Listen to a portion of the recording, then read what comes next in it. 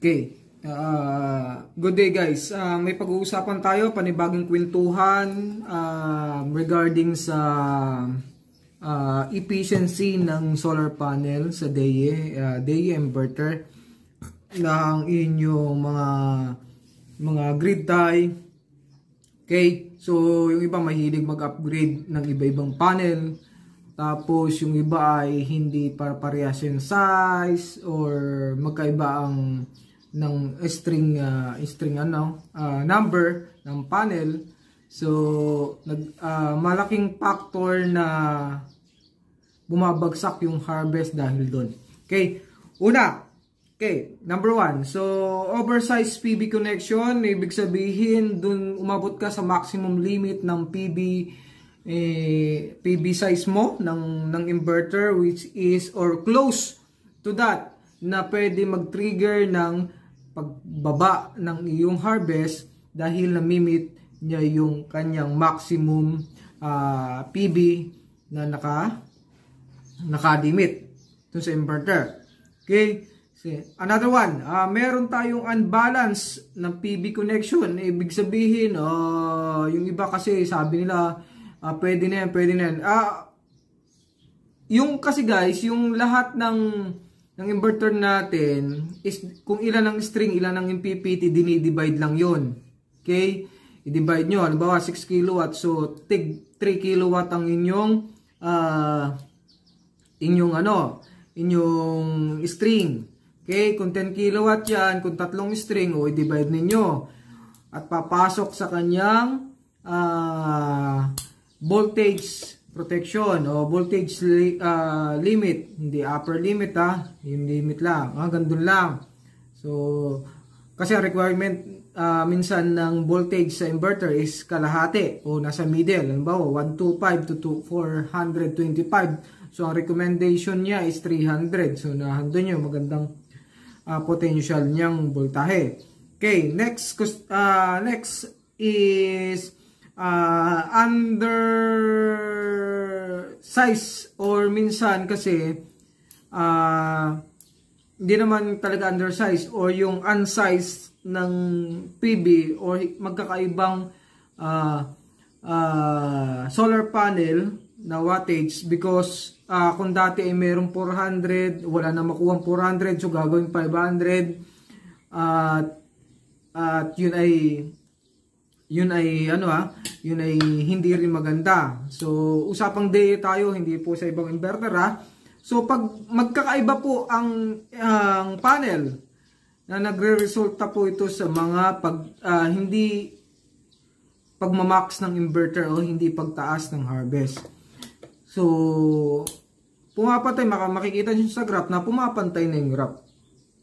Okay? So hindi mo lang tataas ng ganon, no, na matagal. Pumalo mo man siya minsan lang.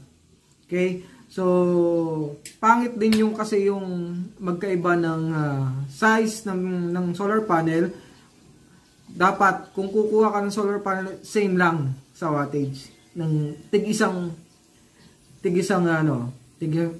string. Okay? String 1, string 2 or string 3 kung meron. Okay? So hindi maganda yung guys na nag-iiba. Okay? So, facing location. Ang problema kasi kadalasan, yung mga bahay na dati na kasi ang uso dati is puro agwas ang bubong. Na hindi magkakasya yung kilowatt na requirement ng bahay. Because, yun nga, ang tirada niya is 4 agwas pa yung mga bubong, no? Or mas marami pa, sabihin natin mas marami pa, or yung mas matindi, yung may attic na style. No? So, yun ang mahirap lagyan. So, ang installer is mag-iisip kung saan nilalagay. Ngayon, pagdidesisyon nila papayag ba kayong lagay dito kasi ito, low harvest to. Yung pong pag-iiba-iba ng position, nagkakaroon din sa atin ng effect dun sa inverter, which is hindi rin nagpipik harvest yung ating solar panel because sa facing location. Okay, kung magkakaiba, lalo na pag tinamaan pa ng panlima is yung shadow.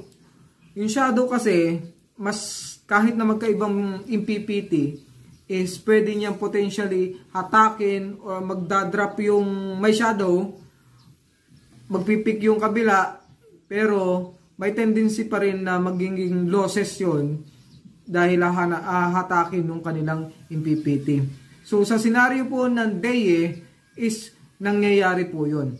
Okay? Bakit nga ba nangyayari yung mga ganun? Static yung lumalabas or hindi tamang pagre-reading ng inverter sa DAE? Because ang DAE po ay walang optimizer, no? Usapang optimizer, hindi po, wala po ang DAE.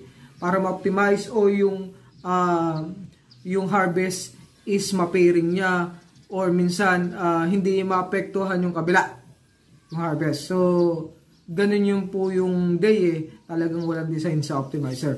Okay? So bukod sa pacing, ayun, okay? So yun nagiging dahilan kung dun sa mga nagko-control, sa mga technician natin o sa mga engineer natin na bumabasa ng device control dun sa SolarMan business at sa DAE Cloud, bakit nagkakaroon ng result ng static dun sa grid power. Because yung grid power mo, pag lumabas dun ng static, it means may nangyayari sa PV hindi maganda. So dun lahat sa binanggit ko ay potentially isa dun ang pwedeng nangyari. Okay, kung lumalabas yung static. Okay, sa mga sanay ng mga installer na matagal na, pansinin talaga nila. Tsaka yung rules na original rules ng pag-install ay sinusunod nila, kaya hindi sila nagkakaproblema dun sa mga ganyang bagay. Okay? So ginagawa na lang ng paraan kasi yung rules nila is nasusunod ng tama. O kaya naman pag na-site visit na nila, maganda yung kanilang pagsa-site visit kung paano nila gagawin at maiwasan yung mga potential losses or mga pagbagsak ng efficiency ng solar panel. Okay? So minsan naman wala po tayong magawa dahil talagang ang bubong ng inyong kakabitan ay ganun ang position. So magtitiis ng iba. May magandang harvest ng solar. Okay? Ang kadalasan pa nga is okay naman yung mga dalawang agwas na gano'n. Okay? Dahil nga pwede yung kabilang gano'n, no? At least yung ganong harvest is hindi naman nakakapag-max. Depende pa rin. Pero walang max sa ganong harvest. I think so. Wala pa akong nakikita pag ganong walang max. Okay, so umaabot lang sa 70 to 80% ang harvest. Yung iba naman, pag magandang tilt niya at magandang posisyon, inaabot ng almost 85% to 90%. Okay, so yun ang pinakamaganda. Tapos depende rin sa solar panel because meron yung panel natin is merong efficiency per cell. Okay, so ibang usapan yun, ibang topic. So sana ay lahat ay matuto at pag-aralan ng mabuti kung paano nagiging bumabagsak yung mga harvest at malakas yung harvest. So yun ay panibagong sana makapag-training kayo sa mga solar company natin na nagtuturo ng solar. Hindi masama kahit wala pang certification yan, basta yung knowledge makuha mo lang. Okay, makuha mo yung knowledge at saka idea na ibibigay nila. Yun ay malaking tulong o malaking help na para sa iyo na maunawaan mo kung anong proseso or procedure ng solar, kung ano nangyayari sa bawat sitwasyon ng pag-i-install mo. So, maano mo naman siya. Dito may experience mo siya on site.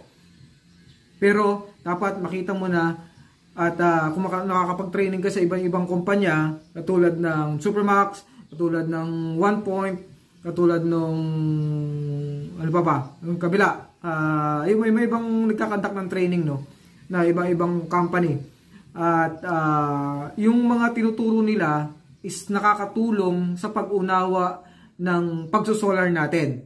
Okay, so based dun sa knowledge na-experience nila at saka dun sa equipment o sa technology na hawak nila ay kabisado nila masigit dun sa installer na baguhan lang. Hindi naman baguhan lang. Bago. As in bago. Okay, huwag natin langlangin. Okay, so sa bago, may, kung mag-attend ka ng training ng mga ganyan, is makikita mo yung mga knowledge dito sa mga original na nag-i-install. Okay, so mas alam nila yun. Mas alam nila. Huwag na natin sabihin natin na bago ka lang, pero matututunan mo rin yung natutunan nila.